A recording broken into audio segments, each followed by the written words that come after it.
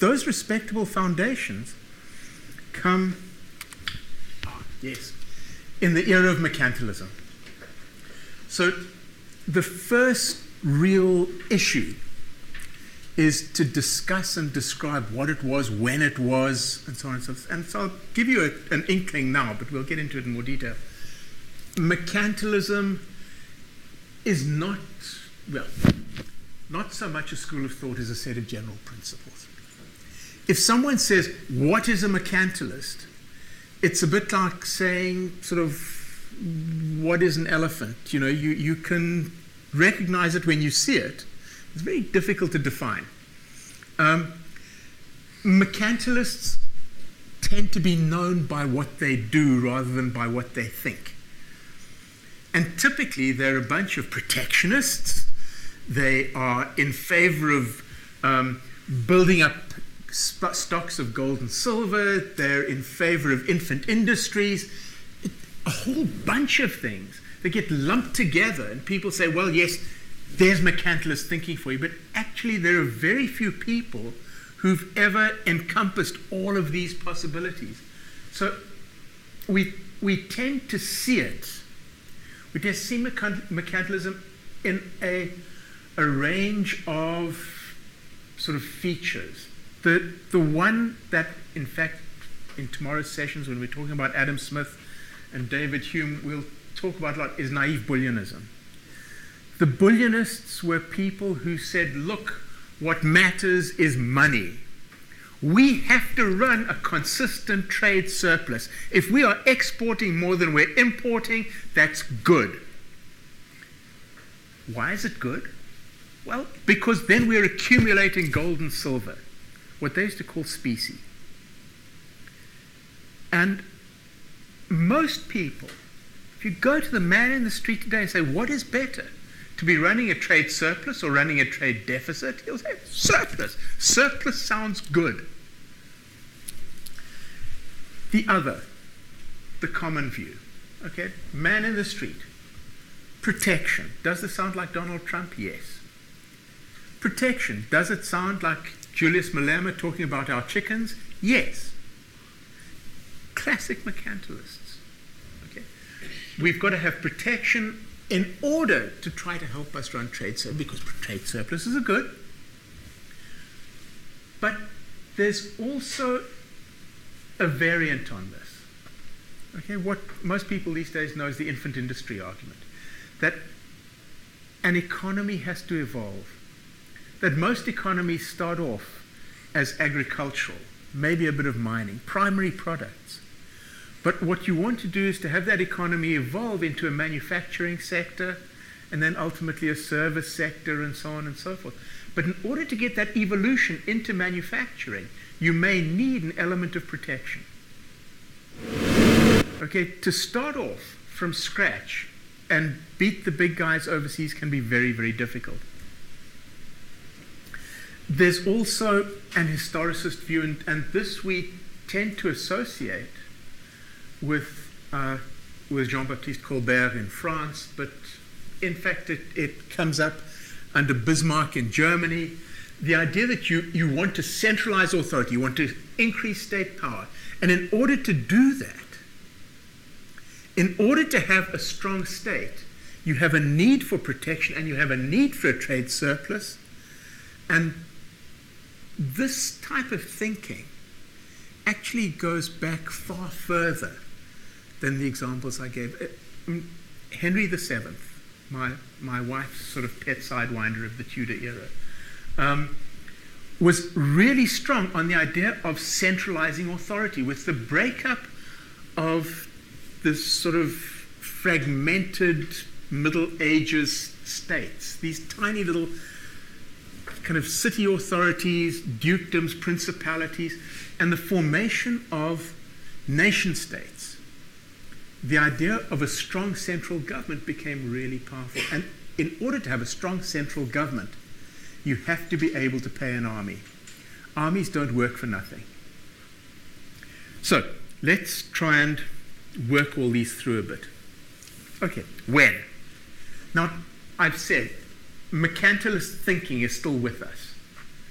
But when economic historians talk about the era of mercantilism,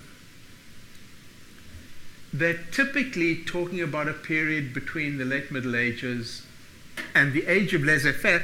Laissez-faire comes in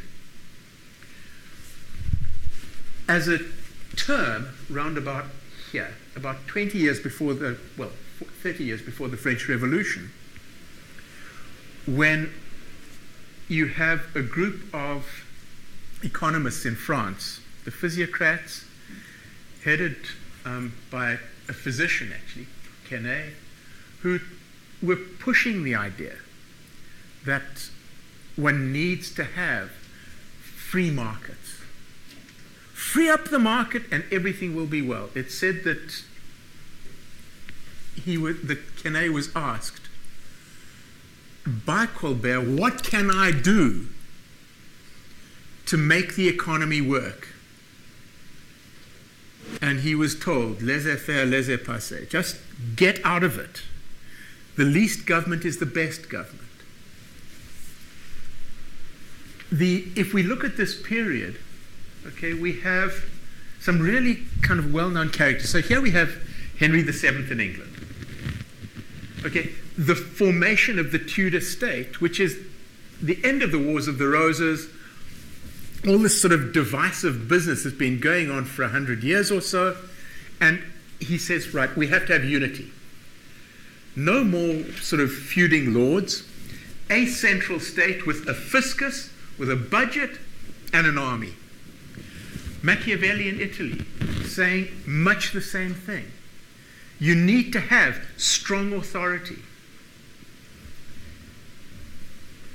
Baudin, same idea. The theory of the nation state coming from him in France. And in Central Europe, you had these monumental wars of religion, which were absolutely appalling. They were a bloodbath. They get resolved in the Peace of Westphalia.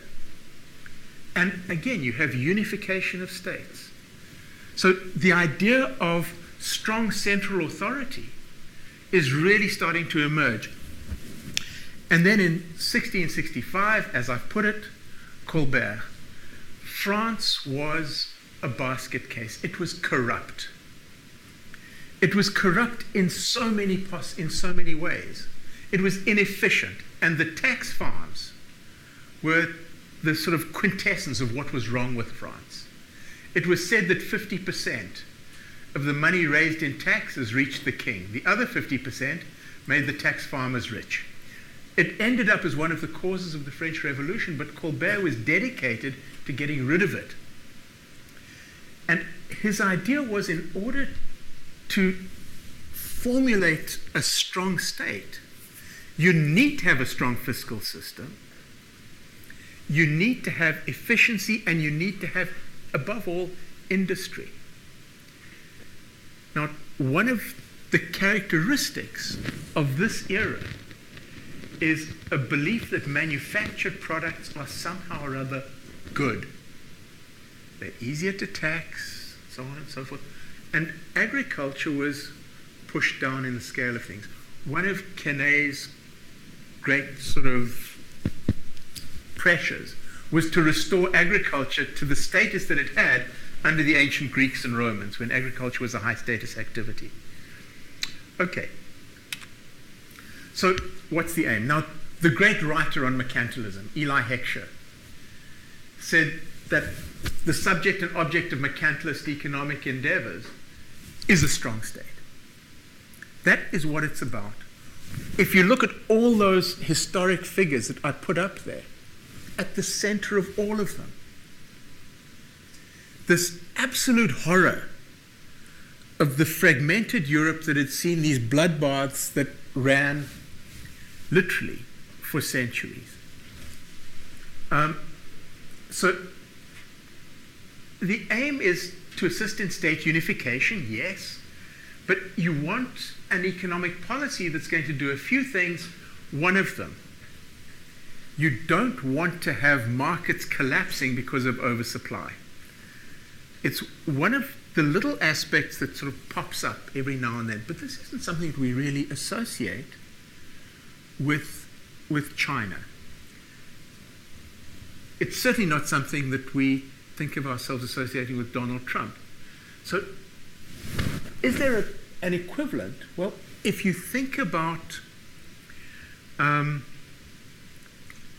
you make money in a modern economy, it's not in the competitive sectors by and large. It's in the old-fashioned oligopolies. When the sage of Omaha stands up and says, where should you put your money?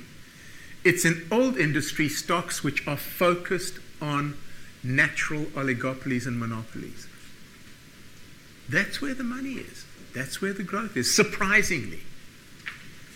And if you think about what a monopoly does, it is protecting, it's guarding against the oversupply of goods. It's keeping prices up artificially by restricting supply. And we'll discover that big aspects of mercantilism involve the protection of monopolies. But the thing that we normally think about is that third one. There's a monetary component, okay, balance of trade theory.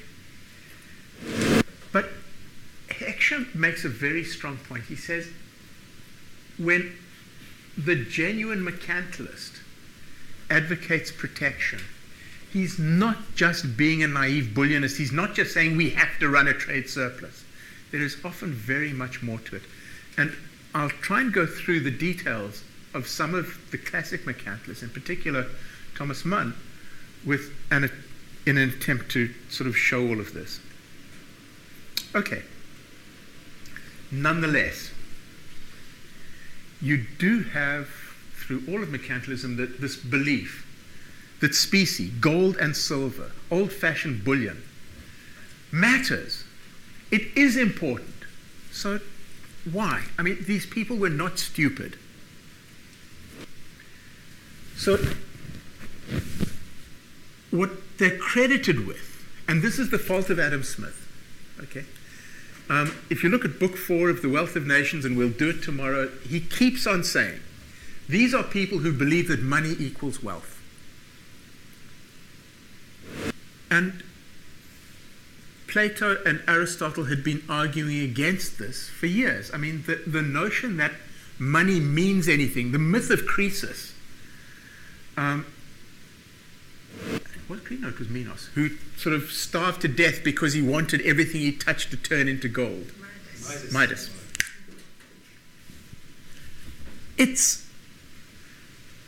not something new. Okay, gold and silver are not wealth. They're only what they can buy. More important was the second one. Okay, pecunia novus belli.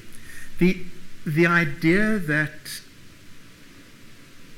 money is the sinews of war.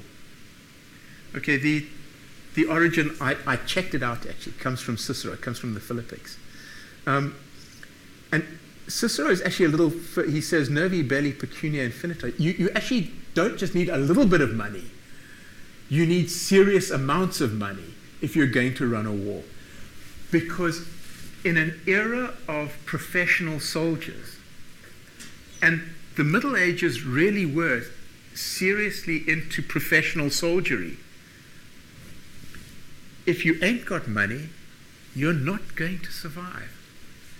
Now, and they didn't work for paper. They wanted the real stuff. So you needed a war chest, in the classic sense. But there's real economics at the bottom of it as well. If you think about the business of running an economy, you have to levy taxes. If you're going to levy taxes by running around taking people's sheep, taking people's goats, lifting the honey from their hives, it's very, very messy. It's very, very inefficient. In a monetized world, tax is so much easier. You tell people how much cash they have to pay. Dead simple. Everyone knows where they stand. Now, the old sort of formal levies Okay, levies in terms of you will pay tax by working in the corvée for so many weeks a year, have stayed with us for a long time, but they are extremely unpopular. Witness the fate of Louis XVI. They tried this in Zimbabwe in the 1950s, caused major problems. Requiring people to pay taxes in the form of labor on the roads can really get you into serious trouble. Money is much simpler. There's also a view, heavily contested, that you'll find in one of the appendices at the very end of Keynes's general theory.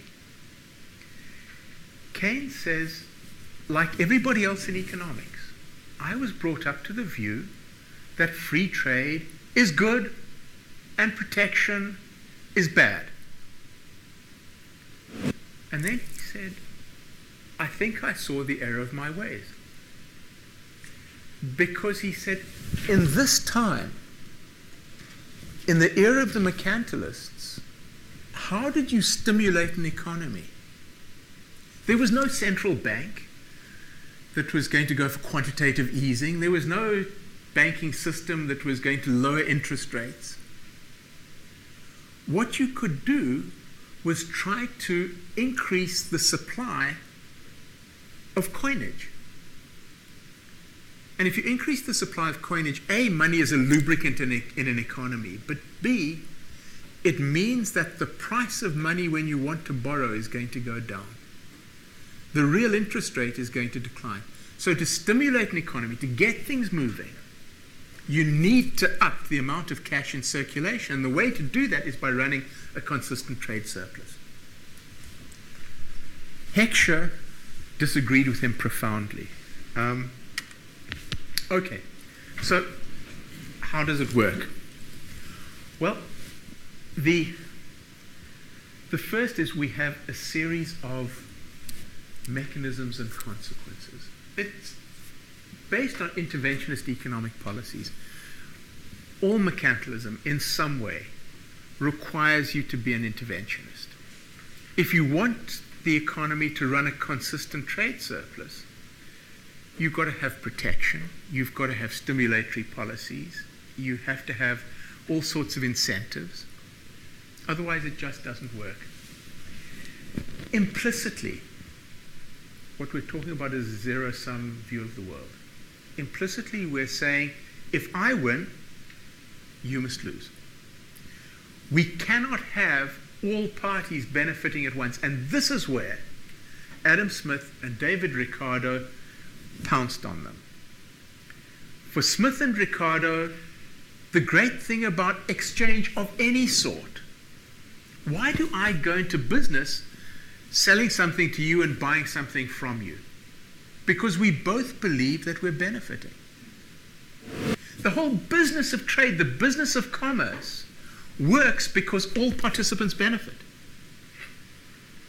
And Smith said, well, if that's true for individuals living in a town, why should it not be true for countries that are trading with one another? International trade is no different to domestic trade. If people are going to trade, they're going to trade voluntarily. You're not going to hold a gun to someone's head and say, you will sell to me at a discounted price or else. Outside of Colombia, perhaps.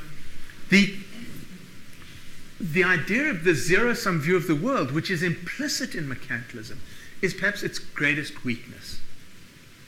But we'll see in the third of these lectures that that zero-sum view of the world is not always as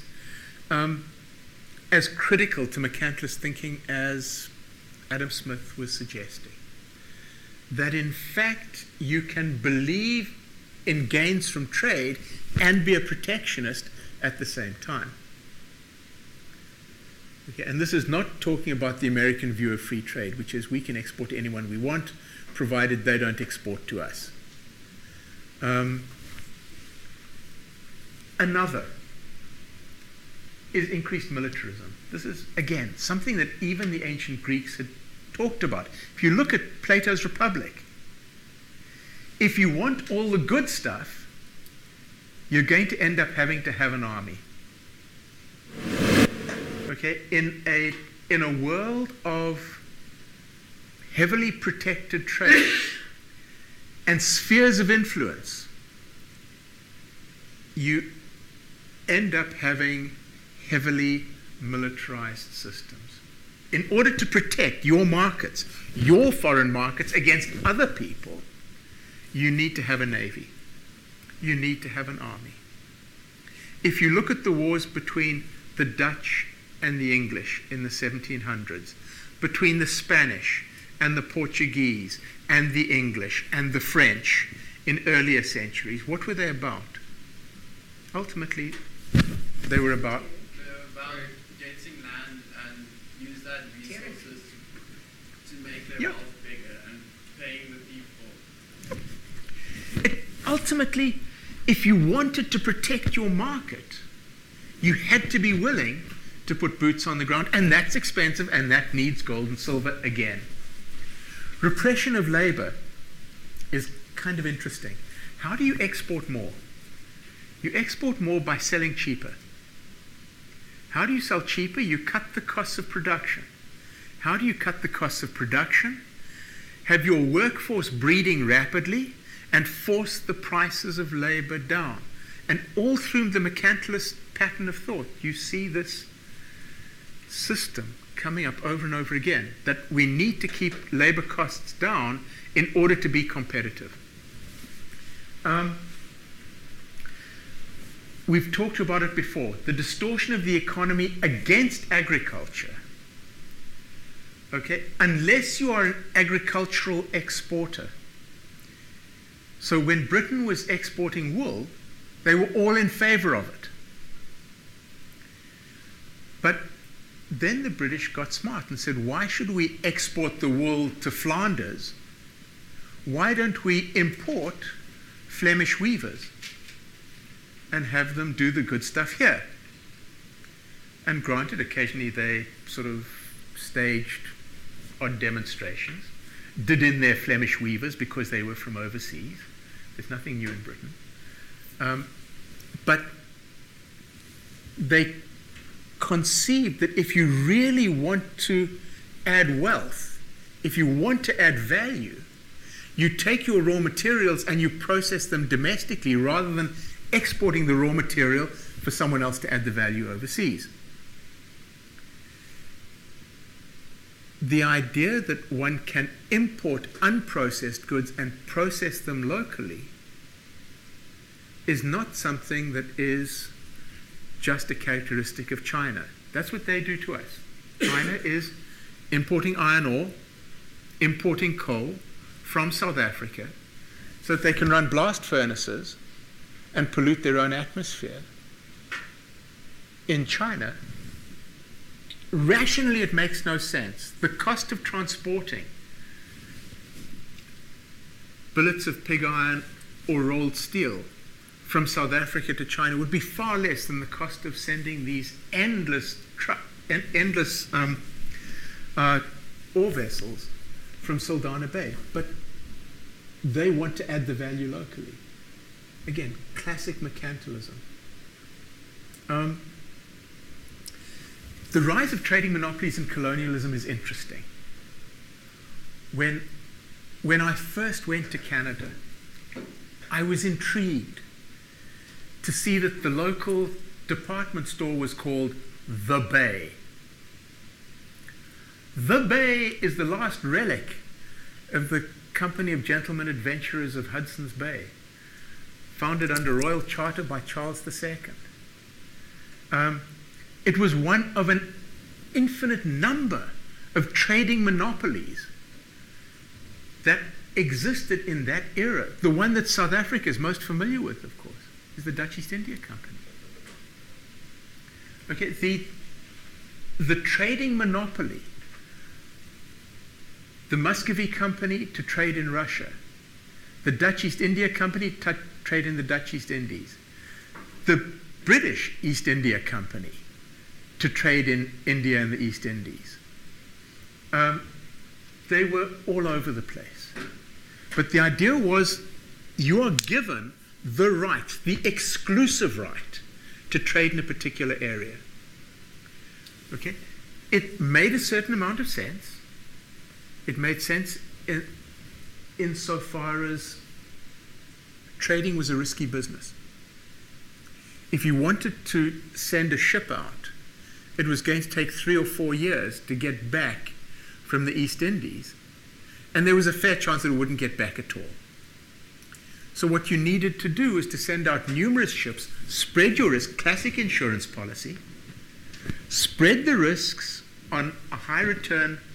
If you just send the one, the expected return may be high, but the risk is also high. Send out a fleet, and you're okay. But to do that, you have to be able to aggregate your money.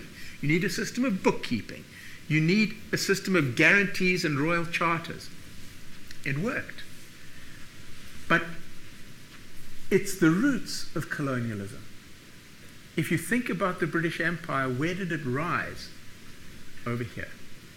Spain, Portugal, Holland, all of them trying to protect their trading interests. Ultimately, what do? You take over the land and colonize.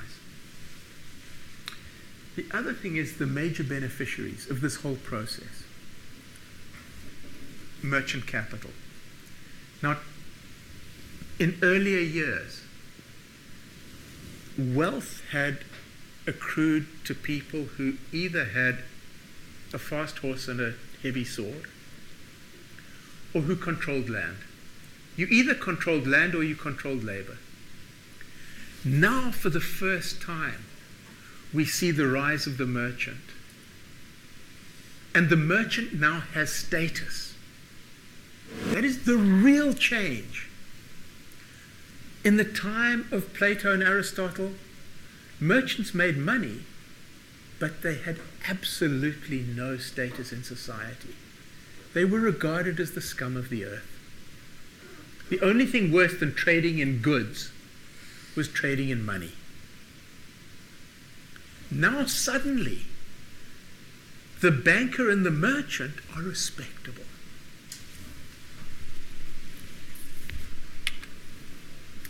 Okay, so general approaches. How do you actually do all of this? Well, typically, parts of this are trade related. Encourage exports, discourage imports, cultivate foreign markets and colonies, all the stuff that you would absolutely expect. Some of it is efficiency related, and this is where people like Colbert pop up. In the Middle Ages, if you wanted to move goods from A to B, it was immensely problematic and very, very expensive, because every couple of miles someone set up a toll booth. Tolls and taxes and sort of robber barons and who knows what else were a pain in the neck. To move goods from A to B was extremely difficult. And Colbert's first real insight was to get France wealthy. He had to cut the tolls so that goods could go from the south of France to the north of France along well-established canals. They would be safe, they would be easy, and there would be no tolls. And the internal commerce of the nation could take off. And he was responsible for building most of the big canals in France. In what was earlier the Holy Roman Empire, again, tolls had been an absolute menace. And they battled to get rid of them. And if you think of what it was that led to the unification of Germany, those of you who sort of did the unification of Germany when you were at school in history will remember the word Zollverein. Okay? The customs union.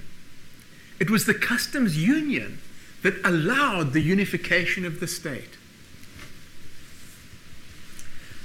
Some of it is stability related. Okay? You need to broaden the country's economic base. You need to protect infant industries. This is particularly true of the American brand of protectionist mercantilism. And some of it is security related. I love the Navigation Acts in England with this very, very sort of serious term that they use: we have to support English bottoms. In other words, the Navy needs your support. If the Navy is strong, if the Navy is healthy, then all will be well. So they introduced legislation, basically to the effect that if you want to import or export goods from English ports, it has to happen in English vessels. The British Merchant Navy was a classic piece of protectionism. Today we have Panamanian registered vessels, not a big deal. In those days it was really important that the Royal Navy had a supply of qualified seamen that it could draw on, and that there were vessels that could be turned to multiple purposes. And merchant vessels could become defensive or attacking vessels very easily. So all sorts of rules and regulations, great stuff. And then we look at the people involved. So we've talked about him before. Colbert was an interesting character. I won't spend much time on him, but what appeals is that this was someone who came from way down in society. Okay, we think of France as being sort of ridden by priests and the aristocracy. Colbert was neither. Came from fairly humble beginnings. Got in with Mazarin, who was starting to run things for Louis XIV. And when Mazarin died, he knew where the money was. And he went to Louis XIV and said, "Can I interest you in large amounts of stuff that your previous financial sort of minister had squirreled away?" Louis XIV was overjoyed, promoted him to serious positions of authority, and Colbert did very, very well. He did a great job. But many people think of what Colbertism as an example of mercantilism. In many ways, he was just a super sophisticated, very modern thinker. He was after efficiency, and he was after the promotion of French industry. He was one of the people who got the lace industry going. He got the canals moving. He did his level best to broaden the base of the French economy.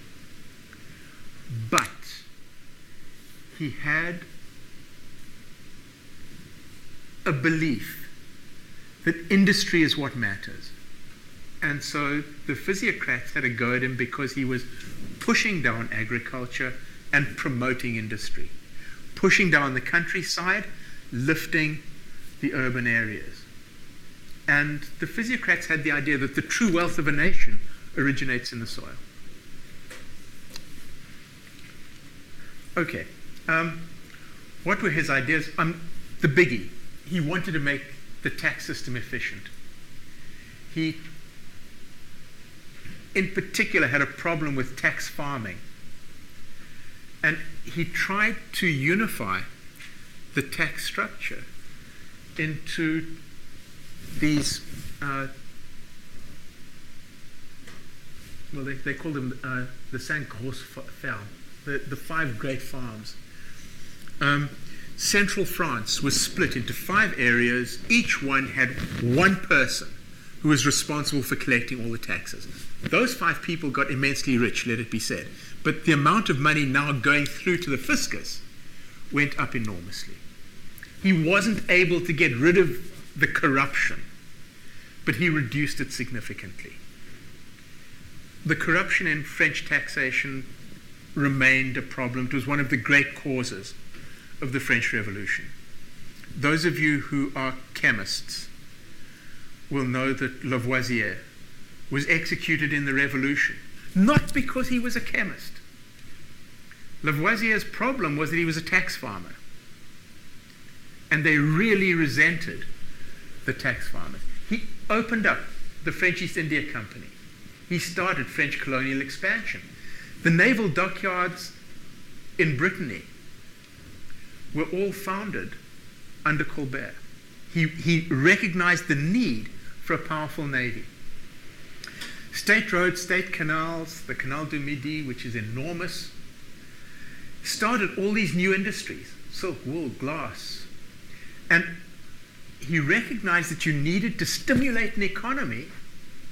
How do you stimulate an economy? Give people military contracts. The army is always a great way, and this is something that the United States has been doing for years. Military contracts are a fantastic way of stimulating an industry.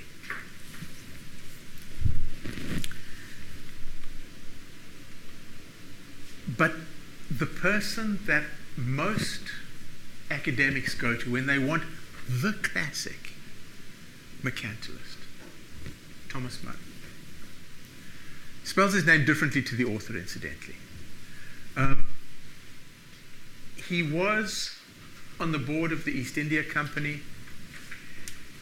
He wrote a series of instructions to his son. The instructions basically on how to look after the interests of the country and the interests of yourself and the East India Company when I'm dead. Basically, he wrote down his philosophy of business. And it's interesting because it's extremely readable. It's written like a businessman, basically bullet points, numbered.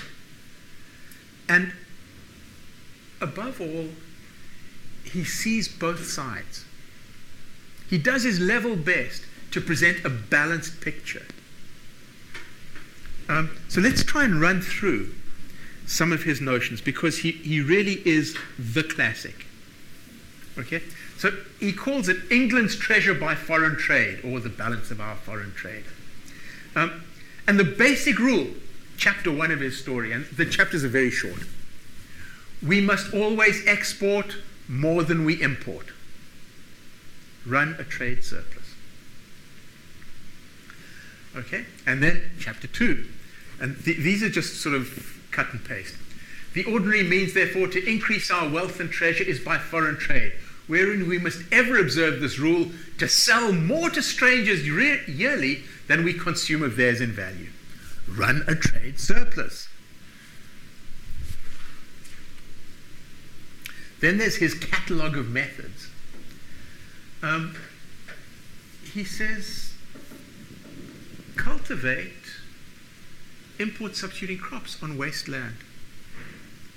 We import, he says, all sorts of stuff. We import tobacco. Well, tobacco's a plant. Just find some piece of English soil that hasn't got tobacco on it and grow it. Was he anyone who understood the basics of agriculture? No. We need cotton. Find a piece of vacant ground and grow it. So what if it grows more efficiently elsewhere? We have waste land. And if it's waste, the opportunity cost is zero. Grow anything on it, and it's better than nothing. His second one, really a variant on this. Reduce imports of food, and above all, reduce imports of fabrics. Britain had been a fabric importer for years. And so his biggie was, if you don't absolutely have to import it, don't. And we'll see how this sort of caused problems in tomorrow's session. Then he said, all right, if the demand for your exports, he doesn't use the term price inelastic, but he thinks it. If people will buy your stuff even if you put the price up, what are you thinking about? Put the price up. But he says, if they would buy more than proportionally from you, if the price was a bit lower, then lower the price. Fair enough. Here's biggie, and this is where the Navigation Acts come in. Use your own ships for trade. Now, he wasn't just thinking in terms of the classic Navigation Act. Today we talk about visibles and invisibles in the trade balance, okay? The invisibles are things like insurance and shipping costs and so on and so forth. Britain has survived for years on the strength of its invisibles. Britain's visible exports went out the window years ago. But Britain's earnings in terms of banking, insurance, shipping, and so on and so forth were often really big money spinners, and still are. That's one of the reasons why Brexit is such a concern for so many people. Frugal use of natural wealth. He says basically, don't over-harvest, don't over-extract, don't over-mine. Be frugal, be abstemious, because your natural resources have to last you a long time. But if you're going to be a prodigal, if you're really going to be a heavy consumer, try to consume local manufacturers and thereby create jobs for local people. Okay? Don't be a prodigal consumer of imported products. He gave a specific example. He was very upset at the Dutch fishing in English waters. The Dutch are getting all their herring, he says, from our waters. And he's not the first person to say this. John Dee, 100 years earlier than this, had said that we have to keep the Spanish out of English waters. They're catching all our fish. Nothing changes. He felt that if we could get the Dutch out and catch the fish ourselves, we wouldn't have to import herring from Holland. The fish are here, other people are catching them. Catch them ourselves. Then he said, let's try to make England an entrepot centre. It's rather more sophisticated. If instead of just producing stuff for export and importing what you absolutely need, England can become a trading hub where you take off your 10% profit, become an exporter and importer for the entire region, then you basically end up making the profit that a merchant would make. If Britain can just become the place that everybody goes to buy stuff that other people, doesn't have to be English exports. If the Germans want stuff from Holland, they should come to London to get it. Okay, the idea that it can be the center of world trade and we can then cream off a small profit was really, quite unusual at that stage. But he says, absolutely do not, this is the mirror image, do not buy your imports from middlemen. If you're going to import stuff, don't buy retail, don't even buy wholesale, buy from the manufacturer. Okay, as a piece of advice to your son, that's not bad. The next caused a certain amount of problems. He says, consider exporting money. Now, that's interesting, because money is supposed to be what this whole business is about. Accumulating specie, accumulating gold and silver is supposed to be the object. Why then consider exporting gold and silver? Now, many of the mercantilists specifically preclude this. So Hornung, the great sort of Austrian mercantilist, in his 9 rules says absolutely forbid export of gold and silver. He says consider it quite seriously. Why? Well, he says ultimately you want to be able to get it back. If you export gold and silver in the form of loans, so that people can then use it to buy stuff from you again and get themselves indebted so that you can then buy their stuff really cheap, then you're onto something good. Okay? He was a shrewd thinker. Okay? If they can't buy from you because they haven't got the cash, lend them the cash. You can always get it back later. He talks about just encouraging exports. And then says, well, you can make your raw material imports duty-free. If you're going to be adding the value here, then import the raw materials rather than importing the manufactured product. And then, of course, make as much as possible domestically. So, heavily protectionist, obsessed with running exports, obsessed with running a trade surplus.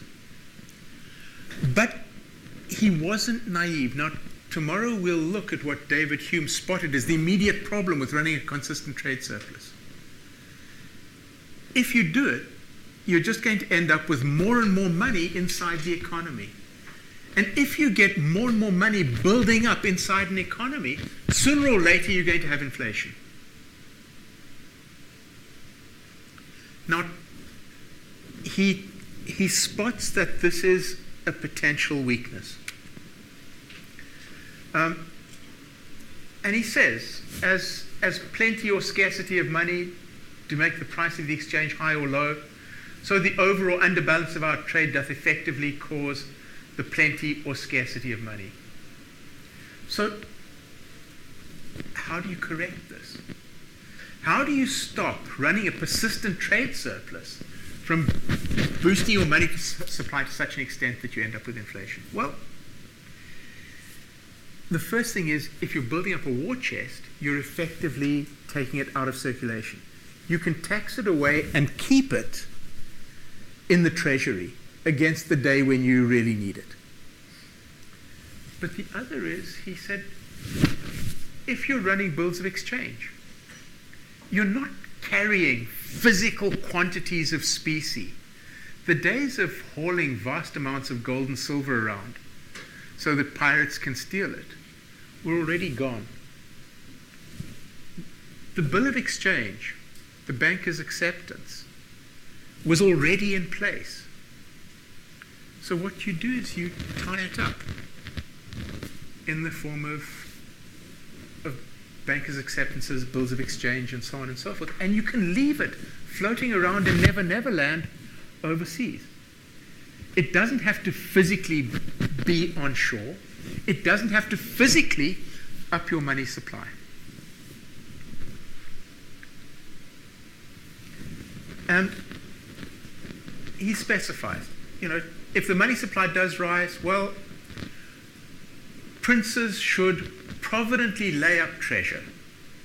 Okay? If they don't, they're going to come to wanton misery. Okay, so he gives a recommendation, and there's a note of Machiavelli in this. He says, this is the necessary rule to be observed, that when more treasure must be raised than can be received by ordinary taxes, it ought to be done with equality to avoid the hate of the people. If you're going to be taxing, then tax evenly. Don't do it the way the French do. Okay, he spotted the risk. Okay, because people are never pleased except their contributions be granted by general consent. Okay, as a piece of advice to a son who's going into business and is going to be advising the king, it was probably pretty good.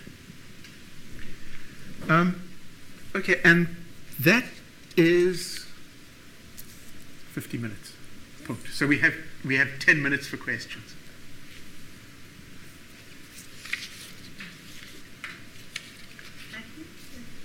Yep. You said just now that if you've got trade surpluses, you'll have inflation. But Japan, what happens there that Japan doesn't have? The Japanese, for years, ran trade surpluses, and what they did was they bought up most of California. In exactly the same way as the Chinese today run consistent trade surpluses. You don't see inflation in China. What you see is that they're buying large chunks of Africa and huge chunks of the New York Stock Exchange. Ask yourself, why is it that in the middle of a recession, equity prices were sky high? Is this a conscious decision, or is it just we've got spare cash, let's buy it? What you want to do is to keep your exchange rate. These days, you want to keep your exchange rate down. Okay, you want to keep your currency weak so you can carry on exporting. The Chinese are classic mercantilists, and they don't want the yuan rising. So they did it the sensible way. And they sterilized their money supply by sending it offshore. If they offshore it, what's the possible risk of the problem if the other neighbors or want to know that they're buying their properties and their development in their own country? It is a problem. You know, it's a risk. People resent having their countries bought out from under them. But let's face it, the United States has been living very well for very many years on the strength of monies coming in from abroad. South Africa's been surviving on the strength of capital account inflows. You know, the way that the system works today is through exchange rate fluctuations. In these days, it worked on the strength of inflation and deflation. Money supply goes up, your currency inflates. Today, we try and keep the exchange rate doing the work instead of us carrying the pain.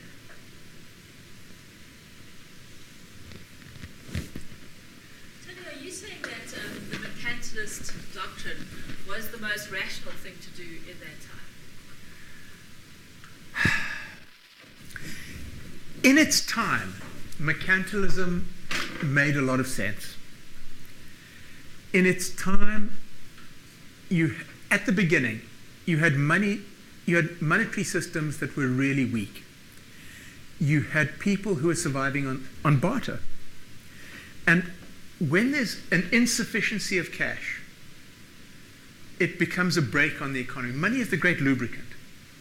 And if you're going to use coinage in order to get an economy moving, you have to get it from somewhere. So mercantilism, from that perspective, as a way of injecting the lubricant into the sort of cogs of the economy, made sense. And that was a big chunk of Keynes's support for it. It also made sense in the sense that this was the nation state emerging. And if you didn't have gold and silver, you really did stand a fair chance of getting hammered by your neighbors. You had to be able to pay mercenaries. And mercenaries don't work for paper. They want the real stuff. So that aspect made a certain amount of sense. But remember that this was an era when the New World was being discovered. When gold and silver were pouring out of South America and Central America into Spain. And we saw the effects of this. I mean, the Spanish economy imploded because of the inflation that was caused by South American gold and silver. And there was a school of economics in Spain, the School of Salamanca, that was very aware of the impacts of inflows of gold and silver on the Spanish economy, and were actively looking for ways of getting rid of it. And in fact, you ended up seeing Spanish gold and silver spreading through the whole of Europe. And there was this steady rise in prices as a result, from effectively the time of Columbus until the time of Elizabeth I in England. But the philosophy that trade should be seen as a zero-sum game, that's its great weakness. That is what, sorry? So the philosophy that trade should be seen as a zero-sum game, that if we're trading, I can only win if you lose. That's the great philosophical weakness of mercantilism lies right there. It should be possible for all parties to benefit. The question is, will they all benefit at the same time? And if somebody has a weak bargaining position in trade, would they be advised to protect in the short term so that they can trade more evenly in the long term? Should they try and broaden the base of their economy so they've got more things to trade in the future? Is short-term protection a good thing, as opposed to just protection, right or wrong? So there was some fairly sophisticated mercantilist thought. The thing is to find someone who is, Munn comes as close to being the complete mercantilist as you're going to find. But there were numerous others, and they did have interesting ideas. And they weren't all as naive as people think. The awareness of exchange rates and the issues surrounding import and export of gold and silver and the debasement of currencies and the effect of that on international trade was right at the heart of Elizabethan economic thinking. There was a very, very sophisticated set of economic thinkers around the court of Elizabeth I. They weren't just naive in the way that people use the term mercantilist typically as a term of disapprobation. He's nothing but a mercantilist. They weren't all fools. You described China as being mercantilist, but mercantilism as being sort of outdated and true, but they've done very well at it. Oh, yeah. And is then Trump got a point about China? Well, ja, near. So Trump is arguing that America has lost jobs. He's right. America has lost a colossal number of jobs to China. The American industrial system has declined. The share of GDP that is made up by industry in the United States has dropped sharply in the last 3 decades. The question is, could they change that? Can he reverse the process? South Africa in 1994 lifted all sorts of regulations on imports. They really opened up to international trade, and they lost a lot of jobs. The South African clothing industry basically went down the tubes. Woodstock and Salt River used to employ thousands of people. Now, should they have lifted those regulations more slowly? I would argue yes. should they have lifted them? Yeah, I mean, ultimately you need to open up. But do you need to do it in one big smash? Possibly not. But at this period, okay, we have some really kind of well-known characters. So here we have Henry VII in England. Okay, the formation of the Tudor state, which is the end of the Wars of the Roses. All this sort of divisive business has been going on for 100 years or so. And he says, right, we have to have unity. No more sort of feuding lords. A central state with a fiscus, with a budget, and an army. Machiavelli in Italy saying much the same thing. You need to have strong authority. Baudin, same idea. The theory of the nation state coming from him in France.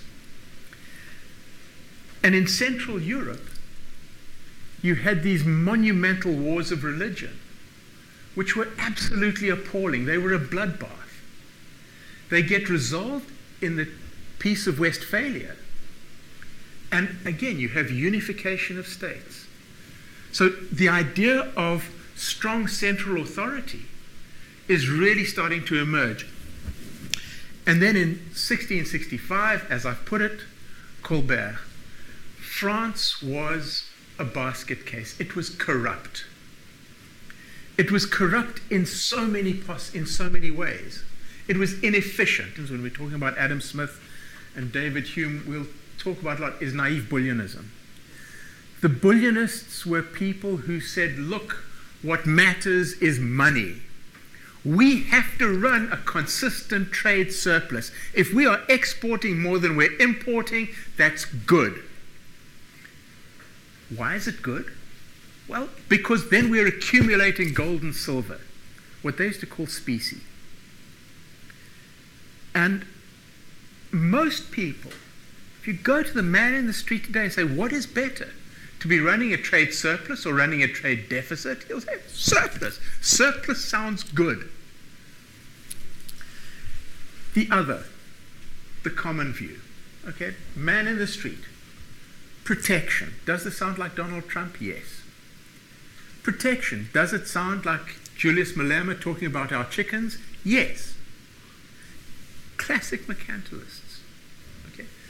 We've got to have protection in order to try to help us run trade surplus, because trade surpluses are good.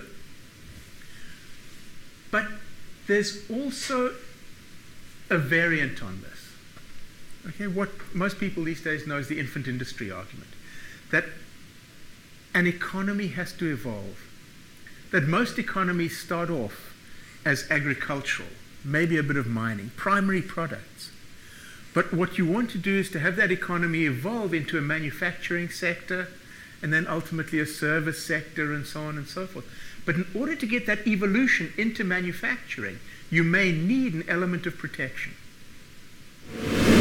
Okay, to start off from scratch and beat the big guys overseas can be very, very difficult. There's also an historicist view, and this we tend to associate with Jean-Baptiste Colbert in France, but in fact it comes up under Bismarck in Germany. The idea that you want to centralize authority, you want to increase state power, and in order to do that, in order to have a strong state, you have a need for protection and you have a need for a trade surplus. And this type of thinking actually goes back far further than the examples I gave. Henry VII, my wife's sort of pet sidewinder of the Tudor era, was really strong on the idea of centralizing authority with the breakup of this sort of fragmented Middle Ages states, these tiny little kind of city authorities, dukedoms, principalities, and the formation of nation states. The idea of a strong central government became really powerful. And in order to have a strong central government, you have to be able to pay an army. Armies don't work for nothing. So let's try and work all these through a bit. Okay, when? Now, I've said mercantilist thinking is still with us. But when economic historians talk about the era of mercantilism, they're typically talking about a period between the late Middle Ages and the age of laissez-faire. Laissez-faire comes in as a term round about here, about 20 years before 30 years before the French Revolution, when you have a group of economists in France, the physiocrats, headed by a physician, actually, Quesnay, who were pushing the idea that one needs to have free markets. Free up the market and everything will be well. It said that Quesnay was asked by Colbert, what can I do to make the economy work? And he was told, laissez-faire, laissez-passer. Just get out of it. The least government is the best government. If we look at those respectable foundations, come, in the era of mercantilism. So the first real issue is to discuss and describe what it was, when it was, and so on and so forth. And so I'll give you an inkling now, but we'll get into it in more detail. Mercantilism is not so much a school of thought as a set of general principles. If someone says, what is a mercantilist? It's a bit like saying, sort of, what is an elephant? You know, you can recognize it when you see it. It's very difficult to define. Mercantilists tend to be known by what they do rather than by what they think. And typically, they're a bunch of protectionists. They are in favor of building up stocks of gold and silver. They're in favor of infant industries. A whole bunch of things that get lumped together, and people say, well, yes, there's mercantilist thinking for you, but actually there are very few people who've ever encompassed all of these possibilities. So we tend to see it. We tend to see mercantilism in a range of sort of features. The one that, in fact, in tomorrow's session,